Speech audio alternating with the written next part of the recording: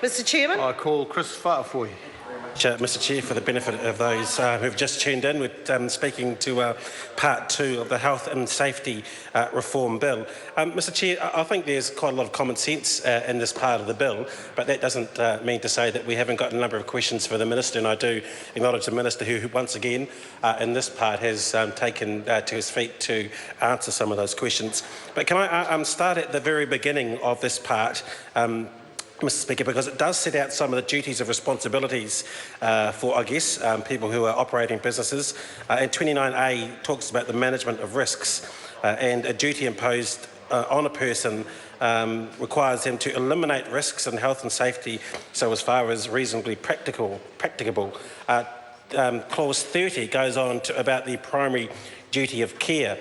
And a PCBU, which I think, along with Piranha Park, has just entered into the legendary lexicon of Parliament, must ensure, so far as reasonably practicable, the health and safety member for Hamilton, yes, we'll of course enjoy that. The clause 30 talks about primary duty of care, and that a PCBU must ensure, so far as reasonably practicable, the health and safety of workers who work for the PCBU while the workers are at work in the business or undertaking.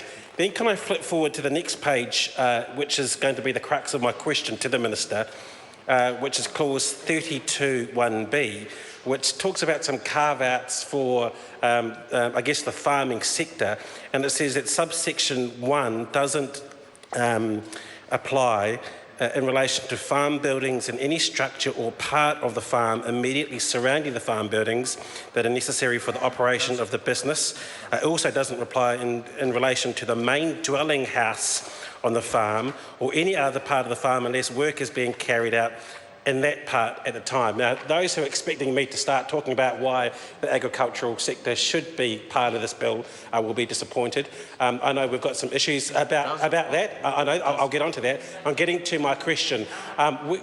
Just because we're asking for the agricultural sector to be included doesn't mean we don't care about those who are working in rural areas. And my question to the Minister is that when you're talking about carve-outs that apply to on-the-farm activity, what happens to off-the-farm activity that would be deemed work? And I think the most basic example of that, Minister, that I could think of is moving stock between one part of a farm on a public road onto another part of a farm. And who has responsibility for that? Because the worker is still working, they are not on the farm as such. They're moving stock from one part of the farm PCBU to another part of the PCBU. They're exposed to public risk. I guess the NZTA would have some responsibility, but where does the responsibility lie, Minister, in terms of a PCBU for what is happening while that worker is working, moving the stock between different parts of the farm on what we would deem public land?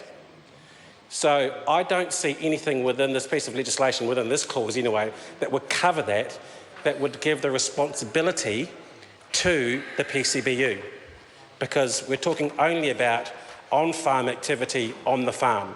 And as we know, if you've been caught behind stock in a rural area, it's a public area because we share the road with the stock, and you can get frustrated, but it's the job of the workers to move the stock from one area to the next. Now, there may be something within this part, Mr Chair, that clarifies who has responsibility, because if the PCBU doesn't, then who does? And I guess that's a question that I would like to pose to the Minister, because it's something that is done regularly. And I'm no farmer. I heard someone. Yes, okay. I heard, I heard the other side of the house talking about they've got more farmers than us, but that doesn't mean we don't care about the rural community, Mr Chair.